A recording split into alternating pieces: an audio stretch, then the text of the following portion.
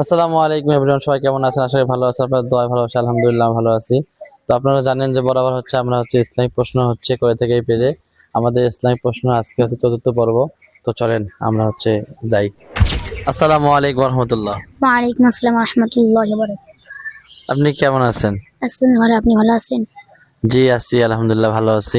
আপনার কাছে আমাদের প্রথম প্রশ্ন আপনি বলেন তো, কোন কোন সময়ে দোয়া করলে দোয়া কবুল হয়? দুই সময় দোয়া করলে দোয়া কবুল হয়। জি, তো আপনি বলেন কোন দুই সময়ে দোয়া করলে দোয়া কবুল হয়?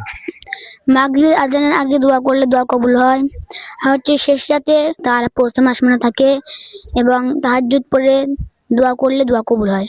মানে শেষ রাতে তাহাজ্জুদের নামাজ পড়লে দোয়া করলে দোয়া কবুল হয়, তাই তো? জি। ধন্যবাদ আপনাকে। দ্বিতীয় প্রশ্ন একটু কঠিন, সরলতা ভাবে আপনাকে বুঝাই দেই।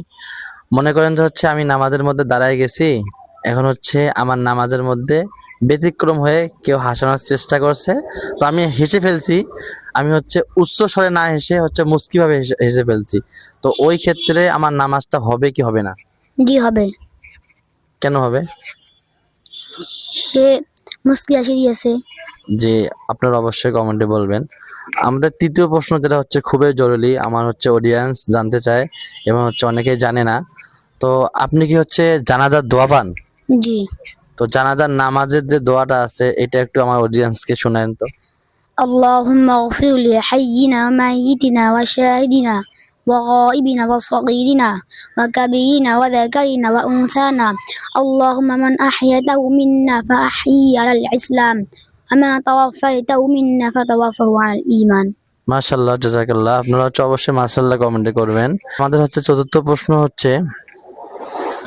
আপনি বলেন যে এমন একটা দোয়া আছে যে দোয়াটা পড়লে একবার পড়লে জান্নাতে একটা ফল বা ফলের গাছ হয়। আপনি কি জানেন সেই দোয়াটা কি?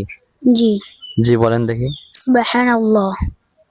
তো আপনারা যারা অযথা কথা বলে সময় নষ্ট করেন, তাদের উদ্দেশ্যে বলতে চাই যে আপনারা অযথা কথা না বলে সুবহানাল্লাহ, আলহামদুলিল্লাহ, আল্লাহু আকবার সবসময় অন্তরে যদি আপনারা জিকির করেন, তাহলে অনেক ফজিলত। আপনি একবার সুবহানাল্লাহ বললে জান্নাতে গাছ আচ্ছা, আমাদের 5 নম্বর প্রশ্ন।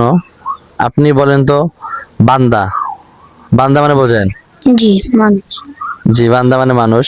মানুষ আল্লাহ তাআলার নিকটস্থ অবস্থায় কোন সময় থাকে? সিজদায়। যখন নামাজের সিজদা অবস্থা থাকে তখন নিকটস্থ থাকে, তাই না? জি। জি, জি ইনশাআল্লাহ, খুব সুন্দর উত্তর। আমাদের 6ম নম্বর প্রশ্ন আপনি বলেন, যারা